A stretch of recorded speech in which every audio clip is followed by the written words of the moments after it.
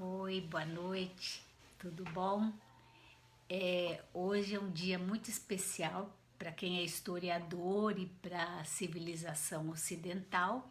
Dia 14 de julho é a data nacional da França, é o feriado mais importante que a gente tem na França.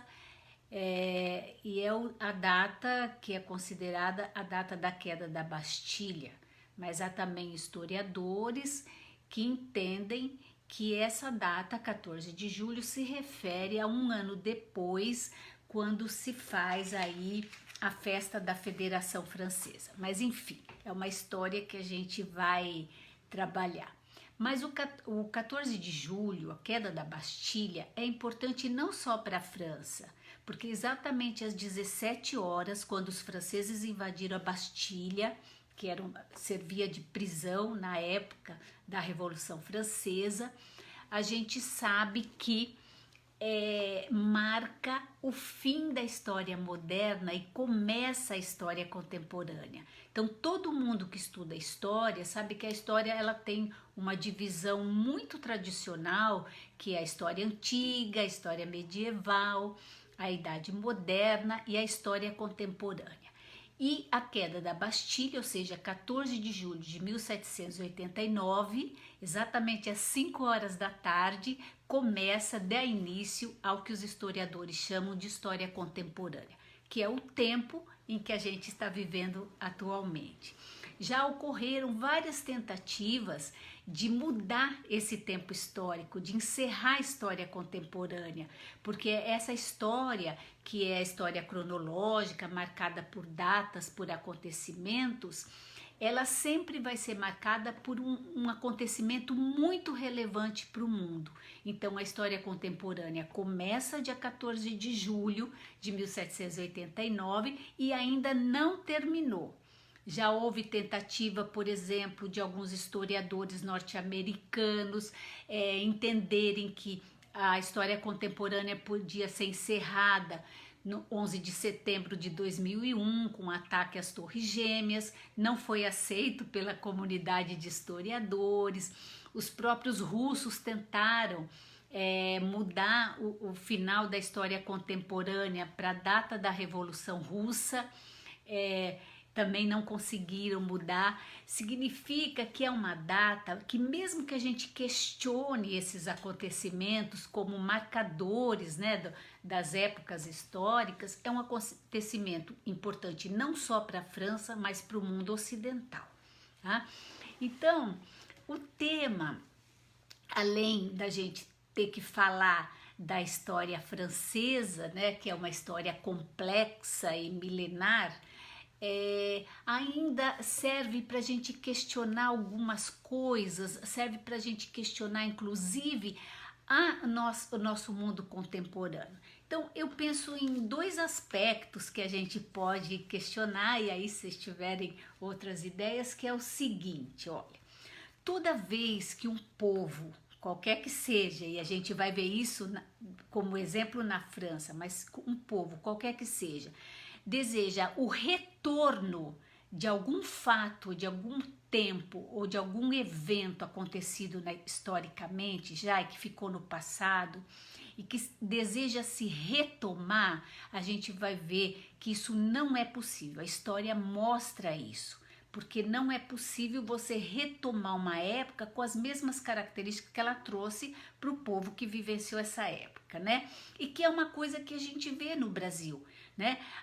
Os manifestos para tentar voltar ao governo militar, para tentar voltar à ditadura, para tentar voltar ao AI-5, isso não é possível. A gente não consegue retomar a história numa época que ela parou no passado e continuar como se nada tivesse acontecido. E o exemplo da Revolução Francesa, das revoluções francesas, é muito importante nesse sentido. Uma segunda coisa que a gente pode questionar é usando a ideia do famoso Marx, né, do Karl Marx. Ele tem um livro interessantíssimo, um livro de história, que se chama O Golpe do Luiz Bonaparte, né? O golpe do 18 Brumário de Luiz Bonaparte, onde ele mostra que também é você repetir fatos, refazer os fatos da mesma forma que já aconteceu historicamente uma vez, também não é possível. Então, a famosa frase do Marx está nesse livro, né? A história se repete, né? A primeira vez é como uma tragédia, mas a segunda vez é uma farsa. O que significa dizer que a gente não pode repetir a história, mesmo que quiséssemos muito, né? Então vamos lá. Então o 14 de julho serve para a gente questionar várias coisas. E basicamente a gente vai pegar essa história da França no século XIX, que é bem complexa.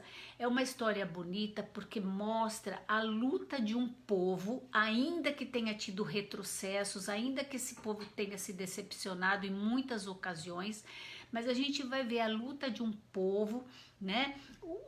A participação de um povo na busca de um país melhor para viver. Então, a França, a Revolução Francesa é uma revolução muito especial porque ela é a primeira revolução que produz um documento que se refere a todos os homens do mundo, não só aos franceses. Então, o século XVIII, né, porque a gente vai ter o final do século XVIII aí na França, a Revolução Francesa, ela começa em 1789, essa primeira revolução dura 10 anos, vai até 1799. Os franceses não conseguem fixar o tipo de governo, o tipo de política que eles queriam. Eles voltam a fazer uma segunda revolução em 1830, né, que é chamada aí a Segunda Revolução Francesa. Da mesma forma, eles não conseguem estabelecer essa tão aclamada democracia, essa tão desejada liberdade, igualdade, fraternidade para todos, né? Eles fazem uma terceira revolução em 1848. Então, basicamente é disso que a gente vai falar, logicamente iniciando aí pela tomada da Bastilha, que ocorreu aí no 14 de julho e que os franceses têm como uma data muito importante.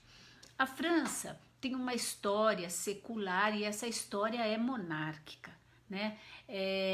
Governava a França a dinastia Valois, ela governa a França do século XIV até o século XVI, que é essa passagem aí, esse final da Idade Média, e depois assume uma família dinástica que são os Bourbon. Essa família é muito poderosa, ela tinha ramos estabelecidos em várias partes da Europa e elas vão, de fato, é uma família muito, muito poderosa. É dessa família o famoso Luís XIV, o rei de um império onde não se viu o sol se pôr, né? Depois do Luís XIV, que foi um monarca muito absoluto, governou Luís XV e finalmente a gente chega no final do século XVIII com o Luís XVI, da família de Bourbon. O Luís XVI assume um governo na França com a França muito desgastada. E algumas atitudes desse monarca acabam por complicar a situação, que vai levar ao movimento revolucionário, né? Mas a gente tem que fazer uma ressalva, que é o seguinte: esses monarcas absolutos tinham um poder tão gigantesco que acabavam se desligando da realidade do país que eles governavam. Eles tinham assessores e assembleias de notáveis, que eram assembleias formadas pelo alto clero do país e por nobres da alta nobreza, né? E que faziam o máximo para afastar do rei os problemas que a França passava. Então, muito do que aconteceu foi também pelo fato do rei imaginar ou não ter ideia de que a França passava por uma crise tão grande, já que os seus assessores amenizavam.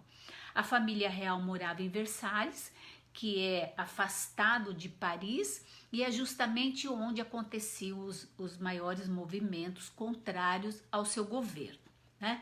Então, o que acontece é que o Luís XVI, além de todas as dificuldades da França, que junto uma série de coisas, por exemplo, colheitas ruins, a França era 90% era rural, agrícola, e passa por vários anos de colheita muito ruim, de invernos muito rigorosos que prejudicam aí a produção de alimentos, e ainda o Luís XVI resolve nessa crise toda ajudar na independência dos Estados Unidos. Ele manda para os Estados Unidos um exército, inclusive chefiados por Lafayette, que depois vai ser um personagem da Revolução, para ajudar na independência dos Estados Unidos. E isso agravou a situação da França, né? Ela gasta uma fortuna ao lutar contra a Inglaterra para fazer a independência dos Estados Unidos. E foi graças a essa ajuda que os Estados Unidos conseguiu ganhar a guerra. Bom, terminada a guerra, a França se encontra numa situação que não é governável. Então o rei chama o seu conselho, existia um conselho que é chamado Conselho de Notáveis, para pedir o auxílio, o conselho de como recuperar economicamente os cofres reais. Ele não conseguia nem sustentar a corte. A França nessa época ela tinha uma nobreza enorme. Essa nobreza era dividida em nobreza palaciana, que era aquela que vivia no palácio, mas que era gigantesca, e todos esses nobres sustentados pelo erário régio, pelo que o rei arrecadava. Existia a nobreza provinciana, que era aquela nobreza que passava um pouco por dificuldades, porque era a nobreza que morava nos castelos rurais e que ainda tinham os camponeses em contratos de servidão, né, e que, portanto, tem problemas para manter esses contratos. E a gente tem a nobreza de toga. A nobreza de toga era constituída por nobres jovens, uma nobreza nova, que comprava os títulos de nobreza. Normalmente a burguesia muito rica que casava seus filhos com alguém da nobreza para conseguir o título em troca de muito dinheiro. Toda essa nobreza não pagava impostos. O clero, também muito numeroso e muito rico na França, não pagava impostos, né? E para sustentar esse tipo de governo tão estranho para a gente hoje, existia o que a gente chama de terceiro estado, que era quem não era nobre ou não era clero, era terceiro estado. Então esse terceiro estado, ele tinha gente riquíssima, que era a burguesia francesa, já investindo no começo em industrialização, e existia os comerciantes, os artesãos, os produtores, uma camada média aí da sociedade, assim como existiu gente muito pobre, ou no campo, em condição ainda de servidão, servil, ou nas cidades, que formavam uma massa aí de desempregados e de pobres que tinha que viver aí dos favores ou das paróquias ou das pessoas. Então a França tinha uma sociedade complexa, problemática, e o governo, o rei, na pessoa do rei Luís XVI, não enxergava isso, não enxergava a gravidade da situação social francesa. Ele enxergava apenas a gravidade econômica dos cofres reais. Então, o que aconteceu? Que para resolver isso, ele propôs ao seu conselho de notáveis que todos pagassem impostos na França, tanto a nobreza quanto o clero. Essa foi a ideia do rei, aconselhado pelos seus ministros. E, obviamente, esses dois grupos não aceitaram o pagamento dos impostos, e acabou que ele não conseguia resolver. Então, convencido por um conselheiro, ele convoca também representantes da alta burguesia para poder resolver a questão tributária e a questão econômica e financeira da França nesse momento. E assim o terceiro estado, lógico que não os pobres, mas a burguesia muito rica, a alta burguesia, ela vai se reunir numa assembleia, que se chamava Assembleia Geral.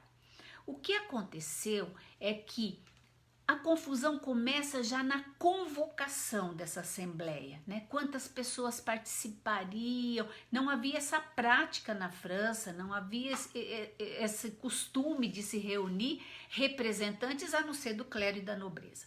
A burguesia participa, ela, obviamente que há uma confusão e o rei não sabe lidar com isso, mesmo porque ele não tinha um mínimo diálogo com essa burguesia. E ele resolve fechar a assembleia. Então a burguesia decide resolver os problemas da França sozinha. Por quê? Porque era ela que sustentava tudo isso, era ela que sustentava todo o luxo da nobreza, os cargos que se criavam para acomodar a nobreza, ela que sustentava a construção de igrejas que o clero resolvia fazer e as inúmeras guerras que a família Bourbon produzia na França. Bom, essa assembleia, se chama Assembleia Nacional Francesa, tinha já a proposta de escrever uma constituição para a França. O século XVIII é o século do iluminismo francês. Muitos autores, inclusive franceses, o próprio Montesquieu, propunham que o Estado fosse governado por leis e não por homens. E isso vai ferir, obviamente, a estrutura do absolutismo francês, né?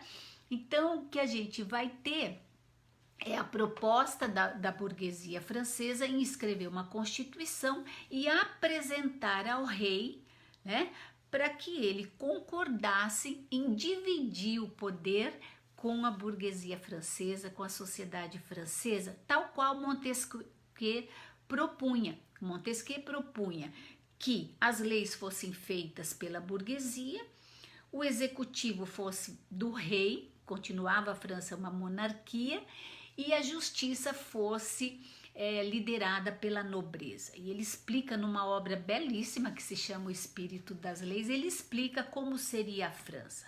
Essas ideias do Montesquieu estão assentadas no modelo da Inglaterra. A Inglaterra já era uma monarquia parlamentar, já era uma monarquia dessa forma, onde legislava o parlamento e o rei acabava cumprindo essa legislação.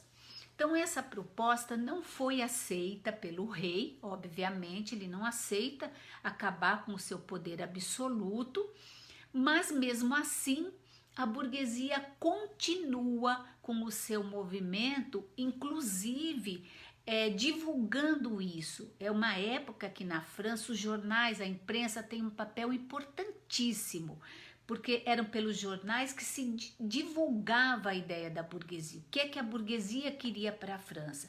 E ela foi conseguindo o apoio das camadas médias, das camadas populares, daqueles porque de fato a situação econômica era bem difícil, né? E aí a gente vai ter então a formação da Assembleia Nacional Constituinte, dia 9 de julho de 1789, aliás, que é a data onde começa a nossa Revolução Constitucionalista, né? E o movimento começa a tomar corpo até que um jornalista divulga que o rei estava preparando uma reação contra o movimento popular. Não se sabe se isso é de fato verdade, mas provavelmente deveria ser. Ele deveria preparar seu exército para acabar com os movimentos, principalmente os movimentos em Paris. E é esse fato que faz com que o povo, armado de tudo que tinha em casa, de faca, paus, e quem tinha armas, né? Então não só a burguesia, mas o povo se dirige até a Bastilha, né? Que era uma prisão construída no século XIV. A Bastilha foi construída pelo Carlos V, um monarca da dinastia de Valois. Ele construiu a Bastilha em 1370. De 1370 a 1380, demorou 10 anos, era uma muralha gigantesca que protegia a entrada de Paris, numa das regiões de Paris, na época da Guerra dos 100 Anos. A França estava em guerra contra a Inglaterra, então essa muralha foi construída no século XIV. E era um prédio gigantesco, com paredes muito grossas, e que tanto servia. Existiam casas que funcionavam dentro aí da Bastilha, né? Ela não chega a ser um palácio, um castelo, ela é mais uma fortificação onde também existia prisão. Tá? Então a Bastilha, ela tinha 3 andares, a prisão da Bastilha, né? No primeiro andar existiam celas com cadeiras, camas. Por exemplo, o Marquês de Sade, todo mundo já ouviu falar, ficou preso por um tempo na Bastilha, era um nobre, né? Depois no térreo se colocavam, funcionava como uma prisão normal. E no calabouço, que era o subsolo, que era o lugar terrível, onde as pessoas, para entrar na cela, elas tinham que entrar já na posição que iriam ficar, não tinha espaço, a pessoa ficava de pé, apertada num espaço. Então, isso era uma forma de controle dos monarcas absolutos, que usavam a Bastilha como para aterrorizar a população. Então ela se torna um símbolo, porque quando a Bastilha foi derrubada, que é 14 de julho de 1789, exatamente às 5 da tarde, já existiam só 7 presos lá. Um era nobre, né? Existia um... Também na época não existiam espaços específicos para as pessoas com algum problema mental, então colocava tudo na Bastilha. O fato que a derrubada da Bastilha, ela óbvio que teve violência, né? O diretor, que era meio um prefeito da Bastilha, porque ela era enorme, ele foi morto, a sua cabeça foi arrancada e foi levada por populares. Sempre quando há esse movimento que é sem controle, vai ocorrer violência, obviamente, nem todo mundo concorda, mas elas ocorrem mesmo assim, tá? Bom, esse é um dos... Então, já o segundo símbolo da Revolução Francesa, né? O primeiro símbolo é a formação de uma Assembleia Nacional Constituinte que vai escrever uma Constituição para a França, mesmo sem o rei concordar, o rei absoluto concordar. Essa Constituição era para acabar não com a monarquia, com o absolutismo da França. Tá? O segundo símbolo ocorre também em julho, que é a queda da Bastilha. A tomada da Bastilha significa o rei não tem mais como ameaçar, o rei não tem mais como colocar os seus inimigos no calabouço, na Bastilha. E o terceiro elemento muito importante é que essa Assembleia Nacional Constituinte, antes de escrever a Constituição, escreveu um dos documentos que é considerado um dos documentos mais importantes da história dos direitos humanos no mundo, que é uma Declaração dos Direitos do Homem e do Cidadão, né? Essa carta, que foi baseada inclusive nas ideias do Rousseau, que já havia morrido, mas o seu livro, né, o Contrato Social, foi um livro que embasou a burguesia francesa, a Assembleia escrever esse documento. É inclusive reconhecido pela ONU como o primeiro documento de direitos humanos, já que quando a ONU foi escrever a Carta das Nações Unidas de 1948, ela começa o seu documento copiando o artigo 1º dessa declaração francesa. É uma declaração muito avançada, é um documento jurídico muito avançado para a época em que ele foi escrito, né? Isso mostra que as pessoas na Assembleia Nacional Francesa não eram pessoas que não conheciam a situação do povo, porque é um documento belíssimo, vale a pena ler, tá?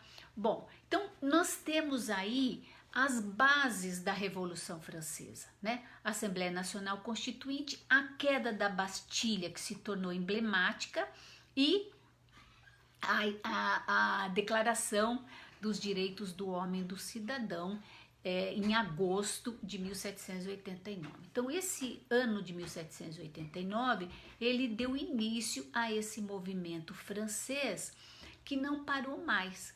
Nós vamos ter 10 anos aí de avanços e recuos nesse movimento. Obviamente que o povo, muita gente que morava longe de Paris ou no campo, ao tomar conhecimento do movimento, esse movimento também toma outra feição. Por exemplo, no campo, os servos invadiam os castelos, queimavam os documentos, que eram os documentos que o mantinham no trabalho servil. Então, houve violência, muita, e essa violência se espalhou pela França, a ponto de os governos, os reis dos países que mantinham relações com a França, por exemplo, a Prússia, a Áustria, Maria Antonieta, a próxima esposa do Luís XVI, era austríaca, né? Começam a preparar exércitos em apoio ao Luís XVI. Mas o interessante é que aconteceu o seguinte: exatamente um ano depois da queda da Bastilha, portanto, em 14 de julho de 1790, tá? Ocorreu no Champs-Élysées, na França, em Paris, a chamada Festa Federativa, Movimento da Federação. O rei assistiu, a Maria Antonieta, sua esposa, assistiu, levou seu filho e ergueu para o povo ver, né? Então se imaginou que haveria um acordo entre monarquia e Assembleia Nacional Constituinte. Então, quando os historiadores franceses foram decidir qual seria a data oficial, a data nacional da França, tá? Muitos não aceitavam que fosse a data da queda da Bastilha, porque houve muita violência, né? Então indicavam a data de 14 de julho de 1790 como a data da França. Mas hoje é muito comum a gente dizer que a queda da Bastilha é a data nacional da França, mas de toda forma é o 14 de julho, tá? Bom, a revolução continuou, é uma revolução super complexa de idas e vindas, de recuos, né? Que acho que não cabe aqui a gente discutir, mas o fato é que a Constituição ficou pronta em 1791. Obviamente o rei não quis assinar, desde o princípio ele já havia sinalizado que ele não aceitaria abrir mão, né, do seu poder absoluto. A Assembleia impõe a Constituição a si mesmo e ele tenta fugir da França, tá? Primeiramente, então, os revolucionários, né, vamos chamar assim, liderados sempre pela burguesia, o movimento burguês, forçam o rei a sair de Versalhes e vir morar em Paris, ou no palácio onde hoje é o Museu do Louvre, né? Então o rei traz toda a sua família e fica aí sob vigilância dessa assembleia, tá? Mas o que aconteceu foi que o rei Luís XVI, num primeiro momento, como ele não tinha jeito, ele achou que ele disse que ele iria aceitar. Enquanto isso, ele manda, né, agentes secretos dele pedir apoio para a Áustria, para a Prússia, né, para armarem o exército e invadirem a França e acabar com o que ele chamava de bagunça ou de desobediência da sociedade, né? Então, houve uma guerra, de fato os exércitos austríacos invadiram a França e a Assembleia Nacional Constituinte, essa Assembleia conseguiu liderar a guerra e derrotar tanto prussianos quanto austríacos. Então, o que aconteceu depois disso é que o rei foi considerado prisioneiro, né? Foi proclamada a república, ou seja, a França não seria nem monarquia, Se proclama então a República, que a gente chama de Primeira República Francesa. A França está na Terceira República, quer dizer, vocês vão vendo que a história vai e vem, né? E o rei preso por influência de um partido que era um partido de esquerda na França.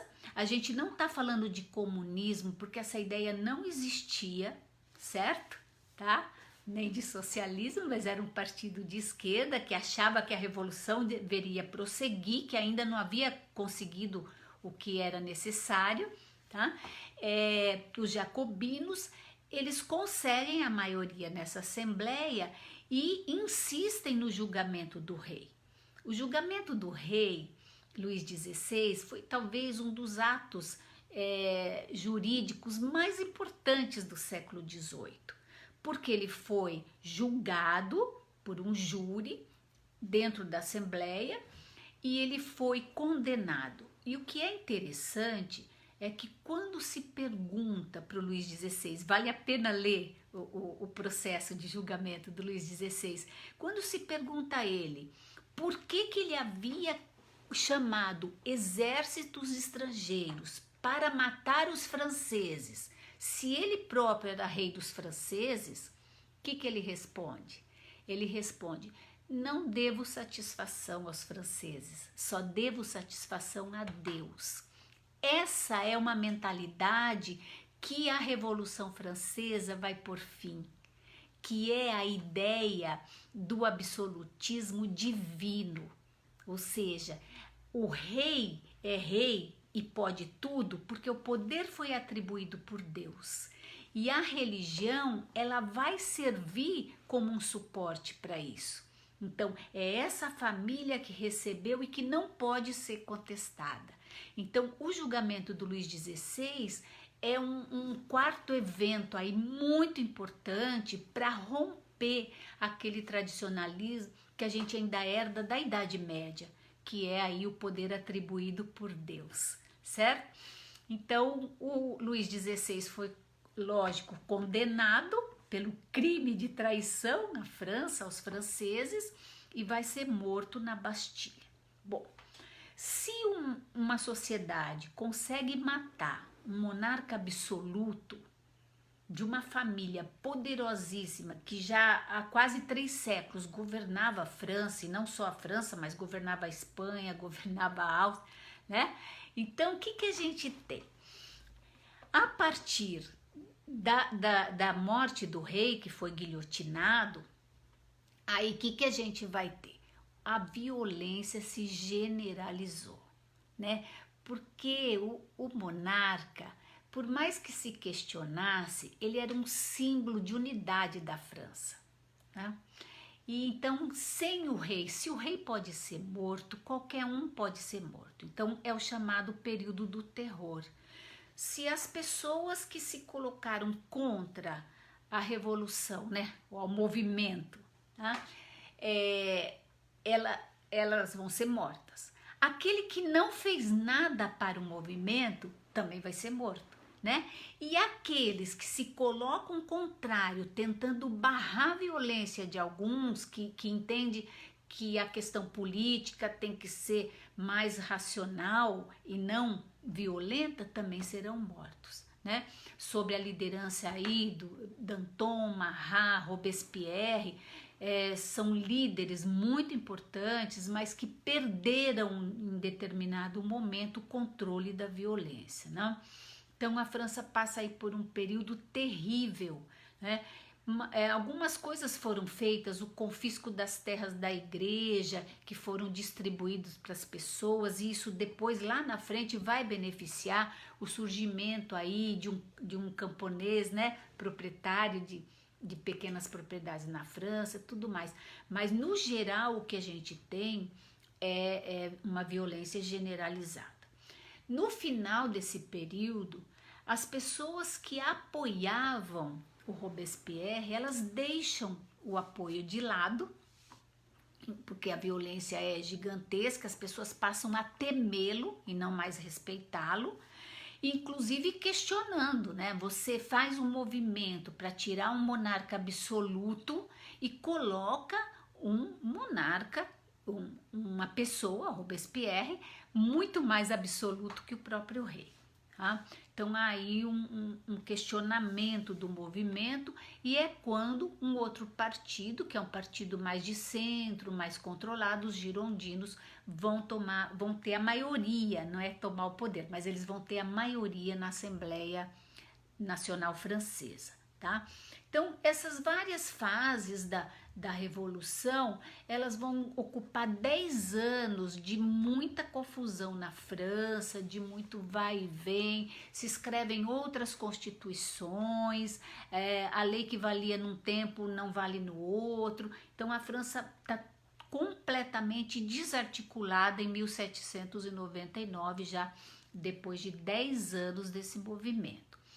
O que vai acontecer é que os franceses esperam alguém, um líder, que os coloque de novo numa situação de normalidade, né?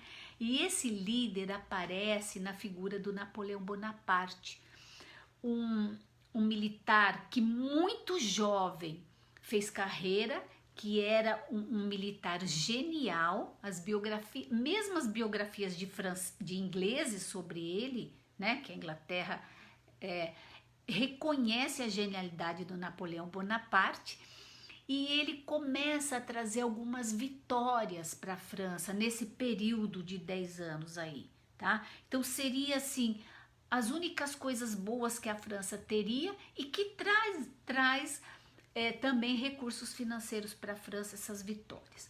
O Napoleão, apoiado pela alta burguesia da França, ele vai ser eleito para o consulado francês, para governar a França, e consegue da alta burguesia todo o apoio, e depois começa a governar como cônsul único da França, e depois ele dá um golpe nele mesmo, e aí ele se torna imperador da França. Ele vai estabelecer o que a gente chama de primeiro império francês, ou primeiro império napoleônico. Olha, o Napoleão se mostrou logo a princípio um gênio administrativo também, além de militar.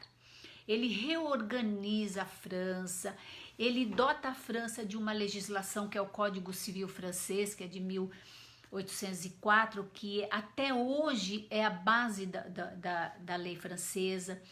Ele reestrutura a administração pública, ele passa a remunerar os soldados. Então o exército francês não vai viver mais de butim de guerra, ou seja, você vai na guerra, se você ganha, você rouba. Não, eles vão ter salário, então ele vai profissionalizar o exército. Por isso que o exército napoleônico era considerado imbatível, né? Eram bem treinados, eram pagos para fazer aquilo, né? Então Napoleão, mas ele se torna imperador. E ele vai se tornar um imperador militarista, obviamente, apoiado pela alta burguesia, e apesar da França ter uma recuperação, né? O Napoleão não só recupera economicamente a França, mas ele começa a construir um poder militar gigantesco para a França. A única oposição que o Napoleão tem em termos militares é a Inglaterra nesse período, mas ele parte para a guerra, né? E o que é interessante no Napoleão é que, apesar de militar, ele tem uma sensibilidade para a arte, para a cultura, para a educação.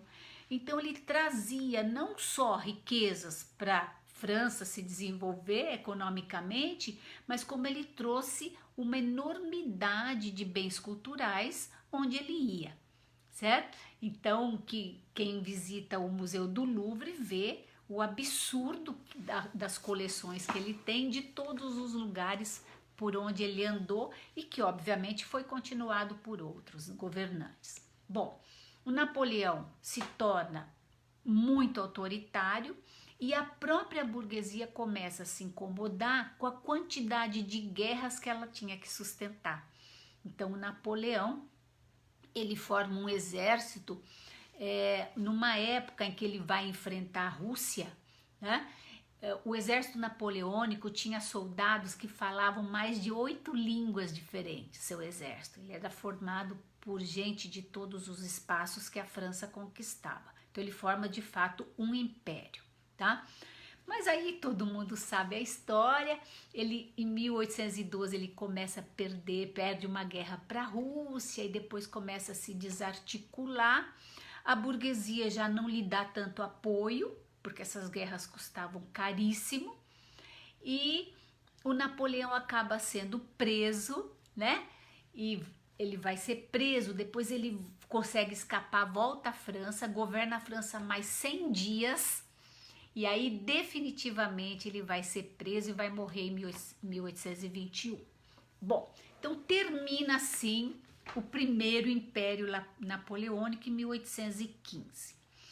Em 1815, os franceses voltam com a dinastia dos Bourbons. Então, a França era uma monarquia absoluta. Passa para ser a primeira república, né?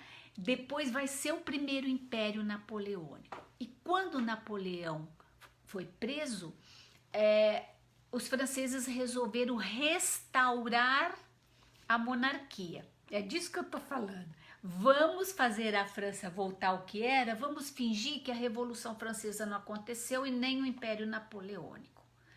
E quem volta ao poder é a família dos Bourbons.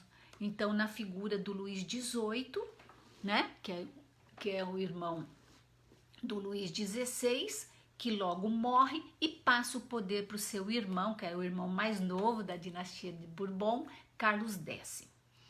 Esse Carlos X, com o apoio de vários outros países absolutos, ele tenta restaurar o absolutismo na França. Então ele vai devagar conquistando apoio, aquela nobreza francesa que havia fugido começa a retomar a França, ele começa a confiscar terras para devolver os bens para essa nobreza, né? E ele começa a ser mal visto na França. Tá? Então isso vai levar em 1830, né, 15 anos depois da restauração, vai levar o povo às ruas. São 3 dias de movimento intenso da sociedade francesa como um todo contra o Carlos X. Tá? Não aceita que o Carlos X retome o poder absoluto, porque seu irmão já havia perdido a cabeça com isso, né? Então o Carlos X Bourbon foge da França, tá? Mas a burguesia, ela freou a revolução porque ela entendia que ela já tinha conseguido o que ela queria, que era uma monarquia parlamentar. Só que o Carlos X não entendia assim, tá? Então ela vai retirar o Carlos X do poder. Então ela resolve colocar um outro rei que aceitasse, né, explicitamente lá com documentos, a ser a França uma monarquia constitucional, uma monarquia parlamentar. É o modelo que a burguesia francesa sonha, é o modelo da Inglaterra. Então, esse rei vai ser um rei que é Bourbon, Orleans. Essa família, inclusive, é parente, né, do Conde D, que era o marido da princesa Isabel aqui no Brasil, era dessa família Orleans, né? Esse rei Luís Felipe Bourbon Orleans era de um ramo da família Bourbon. Ele assume o governo na França como monarca, governando com uma constituição e com um parlamento. E esse governo durou 18 anos. Então, a princípio, ele governa junto com a Assembleia, ele acata, há um período de reconstituição aí dos valores democráticos franceses, né? Mas o que começa a acontecer já no final do governo dele é que ele começa a proibir as associações, as reuniões de intelectuais. Ele começa a se incomodar com a imprensa, que começa a questionar, que começa a cobrar dele promessas não cumpridas, tá? E ele então começa a se tornar autoritário. Vejam que é um grande erro dos governantes quando assumem o poder, mesmo que em época de crise, em países que já experimentaram uma maior liberdade, um governo democrático. Isso não é possível. Não é possível, há uma memória de resistência, né? Enfim, isso daí ele não sabia, né? Então, o Luiz Felipe, ele acaba proibindo os encontros, então as pessoas faziam banquetes e ele coloca a polícia também nesses famosos banquetes franceses, para que as pessoas não podiam mais fazer esses comícios, as reuniões, então eles faziam banquetes, mas esses também foram proibidos, né? Então em 1848 os franceses vão às ruas novamente, no país todo ocorreram movimentos, né? Então, quando a gente admira a cultura francesa e tudo mais, a gente tem que saber que é um povo que foi buscar o que queria. Isso custou muito para os franceses, né? E por isso eles sabem quanto custa e sempre querem preservar essa liberdade conquistada, né? Bom, em 1848, então, Luiz Felipe vai ser deposto. Só que essa revolução, que é a última revolução francesa na construção da democracia francesa, essa é a última, o que vai acontecer é o seguinte: em 1848, Karl Marx publicou na França uma obra que é o Manifesto Comunista. É uma obra muito conhecida do Marx, que era, na verdade, uma cartilha que o Marx escreveu para os operários franceses, né? Operários do mundo, univos, né? E esse livro, que é um livro muito fininho, muito fácil de ler, muito acessível, né? Acabou circulando de uma forma absurda na França. Então, quando estourou essa revolução de 1848, ocorreu pela primeira vez, então a França está aí mostrando para a gente como são as coisas, pela primeira vez a grande parte da massa da população, principalmente urbana, que havia tido acesso ao texto do Marx, ou porque leu, ou porque ouviu falar, tá? Não vai apoiar a burguesia.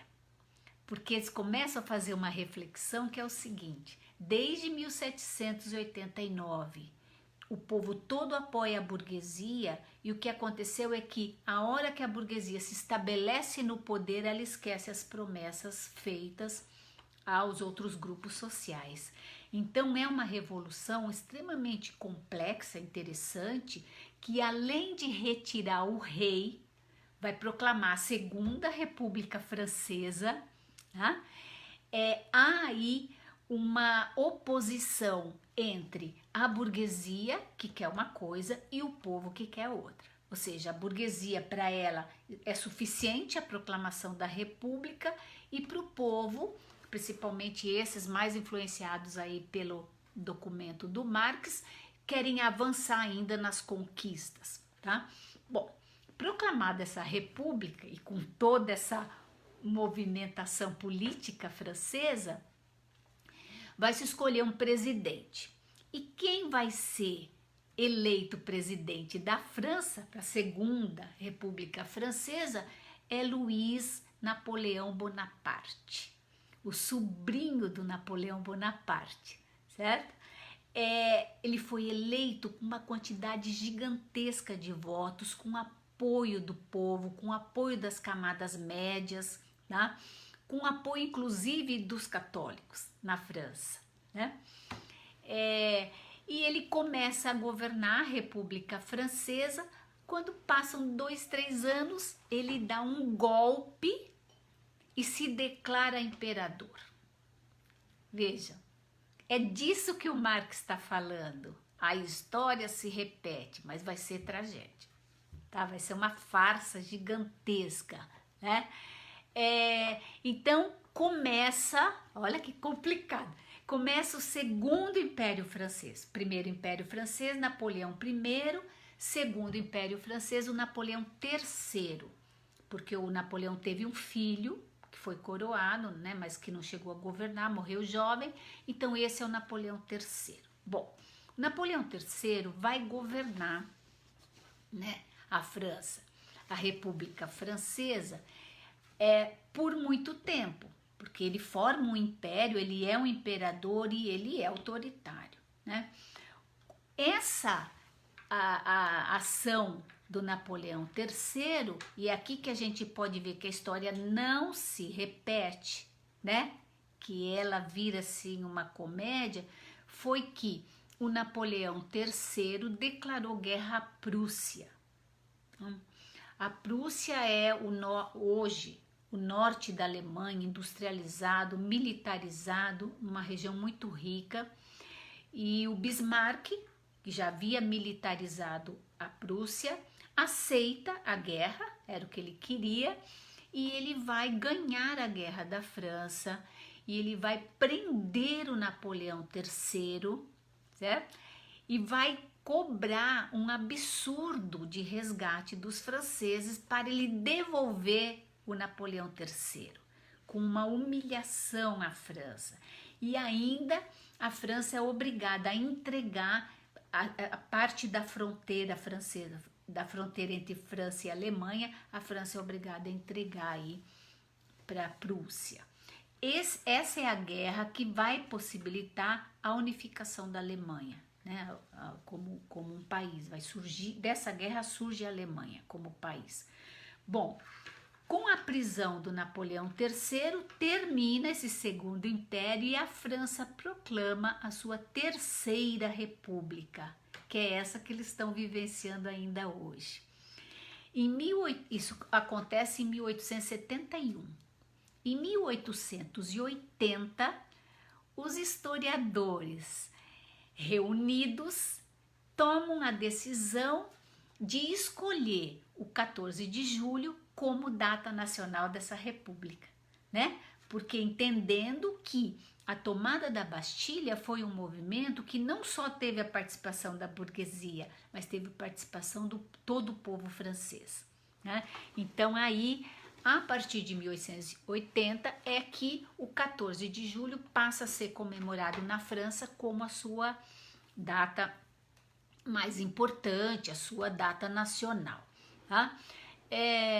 O que acontece é que em 1870, já com essa Terceira República, em Paris vai acontecer um dos movimentos pouquíssimo estudado na história, é interessante isso, né? Pouquíssimo estudado, que se chama Comuna de Paris, que é a primeira experiência de vida comunitária dos franceses. Os franceses tomam Paris, os parisienses tomam Paris, armam barricadas e passam a governar a si mesmo. Talvez aí um ensaio, uma amostra para a Revolução Russa. Aí, por quê? Porque a ideia do anarquismo agora, nesse momento, é muito forte na Europa. Uma das coisas que o anarquismo tem é que eles são contra a guerra. E os europeus, e os franceses em particular, não aguentavam mais a guerra. Porque a guerra era muito cruel, né? Era guerra de exércitos enormes, campos de batalhas intermináveis, né? Então, essas ideias que se diziam contrárias à guerra, elas faziam muito sucesso. E o anarquismo é um. Então, em Paris, já com a prisão do Napoleão III, Paris experimentou por 4 meses essa experiência aí, que se chama Comuna de Paris. Tá? Bom, então nós vamos ter aí, depois de um longo percurso, vejam bem, monarquia, não é? Monarquia absoluta, depois nós vamos ter a Primeira República, depois nós vamos ter o Primeiro Império, depois nós vamos ter a restauração da monarquia, que é disso que eu comecei a falar a princípio, que é você querer restaurar, recuperar um momento que já foi na história. Olha, nós franceses queremos voltar, nós só não podemos trazer o Luís XVI porque ele está morto. Inclusive surge daí alguns questionamentos, por que matou Luís XVI, mas tem o irmão dele, então nós trazemos a monarquia absoluta por meio dos irmãos do Luís XVI, isso não dá certo, a história passa, o momento é outro, os homens são outros, as demandas são outras, né? Cada acontecimento tem o seu lugar na história, ele fica lá. O que a gente pode tomar desses acontecimentos é fatos para a gente refletir o contemporâneo, né? Então, voltar à ditadura não é possível, a não ser que se construa outra. Aquela lá ficou na história, né? A ditadura militar brasileira terminou em 1985, não vai voltar, né? Esse é um apego ao passado, né? E a segunda ideia, que é a farsa, ou seja, o Luiz Napoleão, eleito presidente da França num momento de grande conquista dos franceses, né? Que se livram aí de monarcas, é o fim, era o resquício do autoritarismo francês, vai ser encerrado com essa revolução de 1848 e proclamada então a Segunda República Francesa. Ele eleito presidente, ele não resiste à herança do tio e faz um golpe. E é isso que o Marx diz, é uma farsa. A história, ela pode, se ela se repetir, ela é uma farsa. E isso é bom para a gente aprender, porque está aí historicamente provado e em mãos de grandes generais, não é? De um poder imenso que o Napoleão III também tinha. Tá? Enfim, a França aí na sua Terceira República perde a guerra, perde o imperador, né? Passa por essa experiência da Comuna de Paris, que é tão interessante para a gente pensar que todo governo que incita a violência, ele vai ser freado por alguma coisa e algum movimento. A violência assusta as pessoas. Pode ser que num primeiro momento as pessoas até entendem que a violência é necessária para estabelecer ordem, mas violência não estabelece ordem. A história mostra isso em qualquer país, em qualquer história que a gente pegue, em qualquer época, tá? Mesmo nos impérios da antiguidade, os impérios só eram duradouros se eles não se impusessem pela violência, tá? Então, e a violência chega uma época, veja o caso do Robespierre, ele era o líder do terror e ele próprio começou a ser desacreditado, ele próprio foi morto pela violência que ele mesmo incitou, né? Então essa história da França, além da gente saber o porquê que hoje os franceses estão comemorando tanto, é uma história que nos permite refletir a realidade. Né? Se a gente quer ser um povo livre, um povo democrático, a gente tem que lutar por isso. Espero que a gente não tenha que ter violência para conquistar isso, mas deve haver aí uma vontade do povo, uma expressão, né, das pessoas, que é isso que as pessoas estão buscando, né? A ditadura nunca mais mesmo, né, Marlene?